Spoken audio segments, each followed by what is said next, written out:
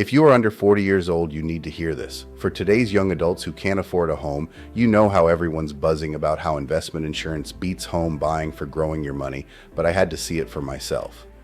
So, I dove deep into the numbers comparing investment insurance returns to home price growth in major Canadian cities for the last 30 years.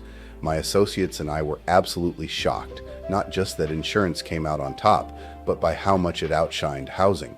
You would think Toronto or Vancouver would steal the show, yet top insurers like Equitable Life and Canada Life left housing in cities like Edmonton, Calgary, Montreal, Vancouver, and the GTA in the dust.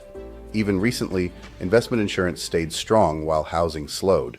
Pulled from trusted industry and real estate sources, these results prove investment insurance is a surprising powerhouse. All references to our analysis is included at the end of this video. Please review and prove to yourself. Now let's prove investment insurance can stand up to home real estate. To fairly compare investment insurance and home price growth, we first need a clear measuring metric, say CAGR or compound annual growth rate. It shows how much an investment grows yearly, assuming gains are reinvested, and smooths out market fluctuations for a steady, long-term picture. It is important to explore this deeper.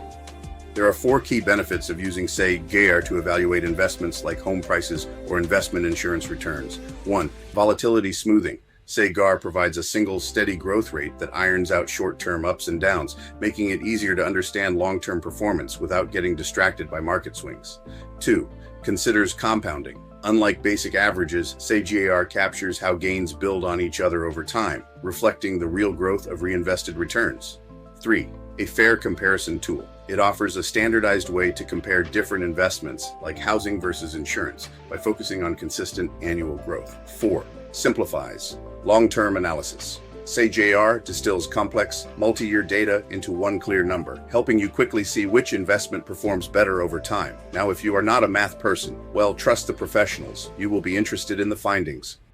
Like my associates and I, you might have assumed buying a house in Canada's hottest cities is the ultimate investment. But historically, investment insurance steals the spotlight, outpacing housing in every major market in the past 30 years and the past 5. Equitable Life's long-term CAGR of 7.46% blows past Edmonton's home growth at 4.65%, while Canada Life's 7.11% leaves Calgary's 4.14% in the dust. Even Sun Life's 5.96% edges out Vancouver's 4.83%. The short-term story is just as striking. Manulife's 6.35% towers over Toronto's 0.43%, and IA Financial's 6.27% crushes Vancouver's near-flat 0.18%. Montreal, Calgary, Toronto. No matter the city, investment insurance wins. These figures, pulled from trusted industry and real estate sources, highlight why CAGR is key. It cuts through market volatility to show steady, reliable growth. Investment insurance isn't just holding its own, it's dominating. Even the GTA can't compete with investment insurance in the short or long run. When comparing investment returns, investment insurance consistently outperforms housing in major Canadian markets. Long-term CAGR averages 6.91% for insurance versus 4.79% for homes, while short-term figures show 6.09% against 1.67%.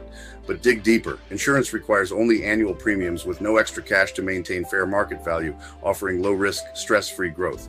Housing, however, piles on costs like maintenance, renovations, property taxes, land transfer taxes, capital gains on investment properties, and price volatility. These often exceed equivalent rent payments. We're not knocking homeownership for personal reasons like pride of ownership or stability, but purely as an investment. The numbers don't add up compared to investment insurance, even if housing prices soared.